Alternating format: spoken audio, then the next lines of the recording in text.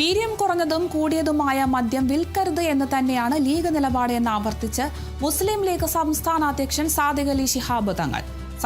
സർക്കാരിന്റേതായ നയങ്ങളുണ്ടാകും. മദ്യനയത്തിൽ മുഖ്യമന്ത്രി തന്നെ എല്ലാം പറഞ്ഞതാണ്. UDF-ൽ ചർച്ച ചെയ്ത ശേഷം മാത്രമേ തീരുമാനമുണ്ടാകൂ എന്ന് അദ്ദേഹം തന്നെ വ്യക്തമാക്കിയതാണെന്നും സാദിഖ് അലി തങ്ങൾ പറഞ്ഞു.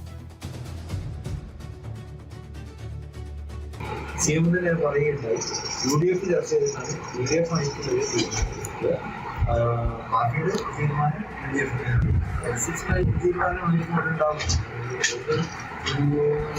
വിഷമത്തിന്റെ ആവശ്യം ഗവൺമെന്റിന്റെ